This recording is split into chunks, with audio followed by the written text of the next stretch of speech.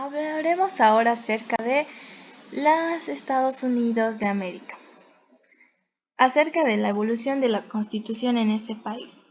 Pues la Constitución de los Estados Unidos, promulgada en 1787,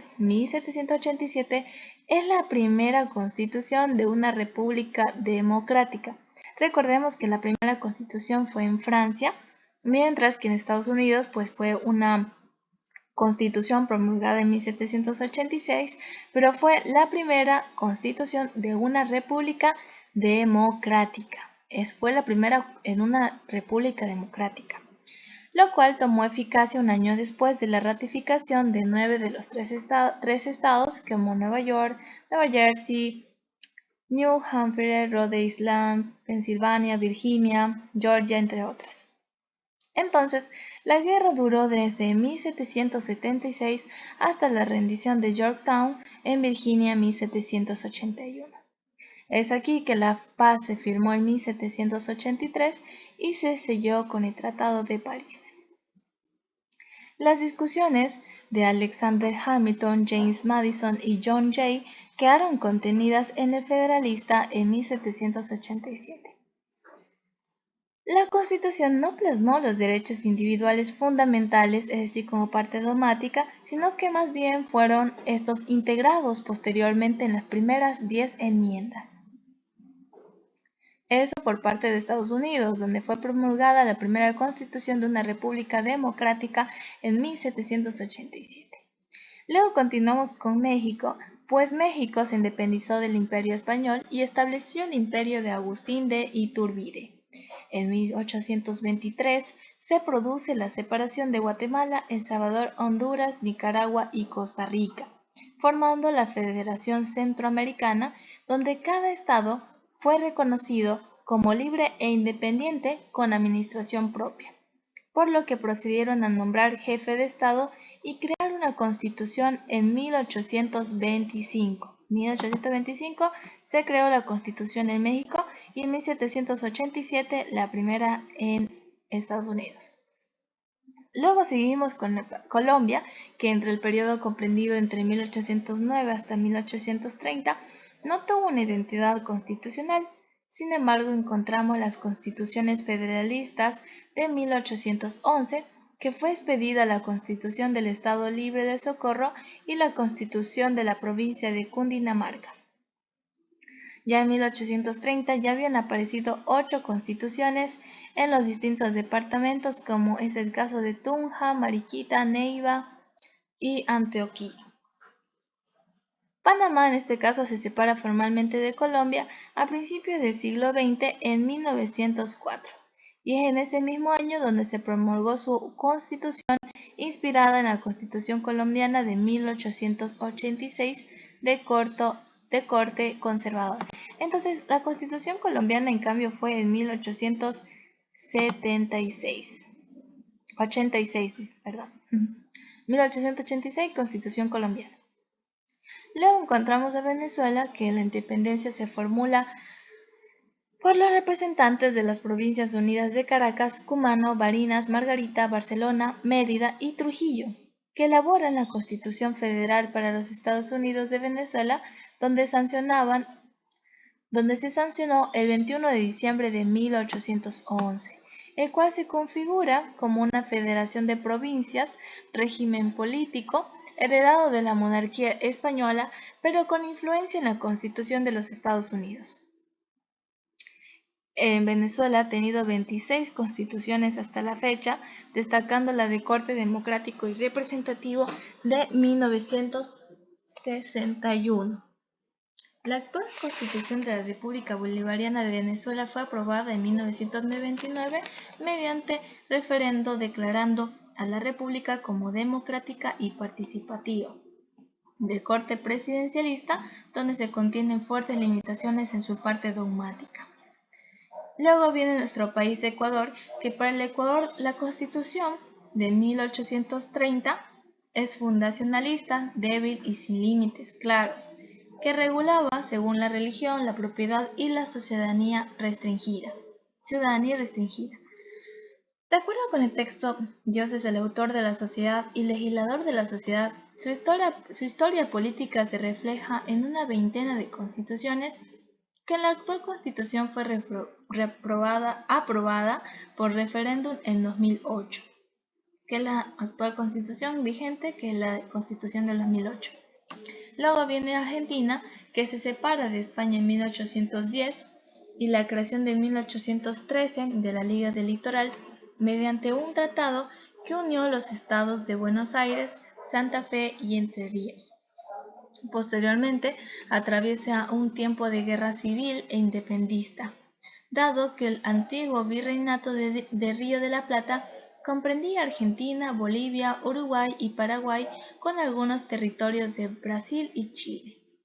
Es durante este periodo que se declaró la independencia de las Provincias Unidas de las Américas del Sur con el Congreso de Tucumán en 1816.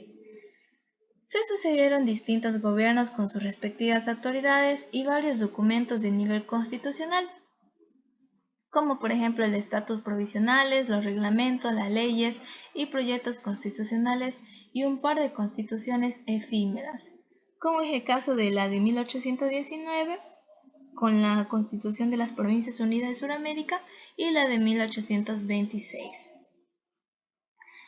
La promulgación de la Constitución de la Confederación Argentina de 1853, que mediante una reforma de 1860 pasó a llamarse Constitución de la Nación Argentina, lo cual adoptó los principios liberales de la Ilustración y además integró desde un principio todos los derechos y garantías individuales, y más tarde los derechos humanos de segunda y tercera generación, entre paréntesis, sociales, colectivos, ambientales, del consumidor a la formación, etc.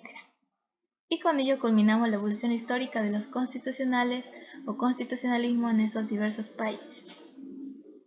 Ahora continuamos con la Escuela Histórica del Derecho. La Escuela Histórica del Derecho pues se desarrolló en Alemania alrededor de las universidades de Heidelberg, Göttingen, Berlín y Marburg, lo cual le dio gran prestigio y muchos juristas de renombre fueron a formarse allí. Dentro de los fundadores de la escuela histórica encontramos a Gustavo Hugo, Otto von Jorke, Karl Eichhorn, Jacobo Green y Savigny. La escuela histórica se dividió en tres grandes ramas: la historicista, la germanista y la pandectista. Nuevamente, la escuela histórica se dividió en tres grandes ramas: la historicista, la germanista y la pandectista, la cual la pandectista, llamada así porque se dedicó a estudiar el digesto o pandectas de Justiniano. Estas ramas se dedicaron a estudiar las contradicciones existentes en el Corpus Juris Civilis, que recordemos que el Corpus Juris, aunque me parece que era Corpus Habeas, el que era un instrumento, entonces continuando, decimos que sin tener en consideración el origen histórico de los fragmentos. Por lo tanto, los miembros de la rama historicista analizaron e interpretaron el derecho romano desde el punto de vista histórico-sociológico, donde su principal exponente fue Theodor Mommsen, que tuvo un premio Nobel de Literatura a comienzos del siglo XX debido a que escribió Editio Major, del digesto. Los miembros de la rama germánica, por su parte, se dedicaron al estudio del derecho alemán en la búsqueda del espíritu del pueblo alemán. Es donde este grupo de juristas se debe el texto Historia del Derecho Germánico.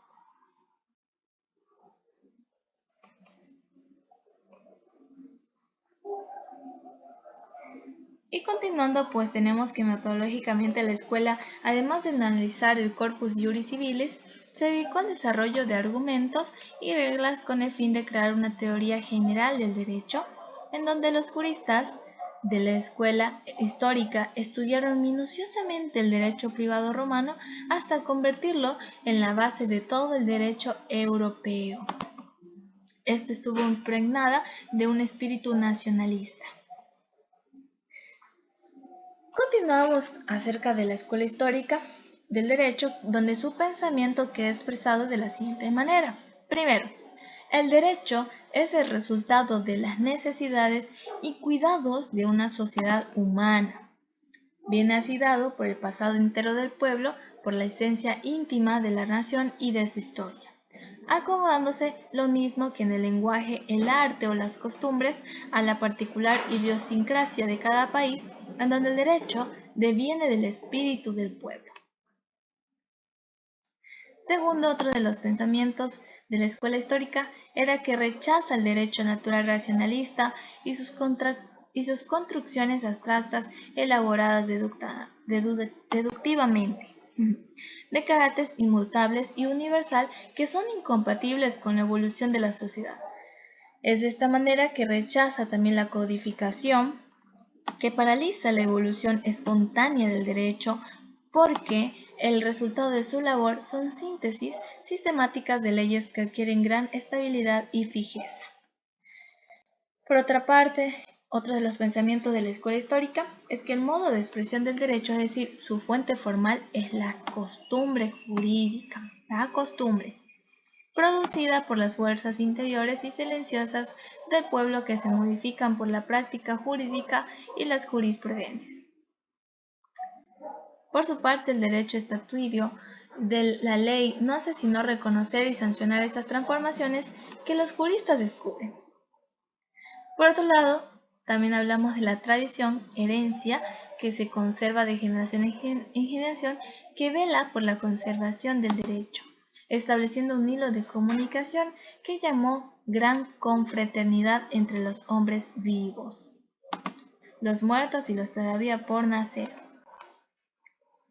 El aporte fundamental en la escuela histórica del derecho deja en evidencia que se debía tomar en cuenta para la formulación técnica del derecho, en donde el surgimiento histórico de las instituciones, los hechos que las habían originado y las condiciones sociales específicas de cada pueblo, quedando así su espíritu natural. De acuerdo con lo anterior, el fundamento del derecho no está en el hombre, sino más bien en su razón, espontaneidad o inspiración, sino que en algo más bien exterior a él. A ver, nuevamente para una mejor comprensión.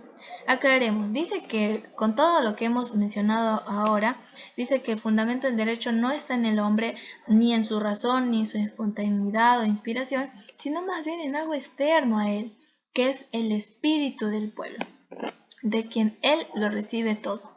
De manera que no debe intentar la creación del derecho, sino observar empíricamente sus manifestaciones en la costumbre jurídica. Es decir, aquí toman en cuenta la costumbre, analizarla de esta manera y sistematizarla valiéndose del método inductivo. Y con ello culminamos acerca de este tema de la escuela histórica del derecho. Y en el siguiente video trataremos acerca del tema muy interesante sobre los aspectos introductorios y conceptuales. Nos vemos en el próximo video.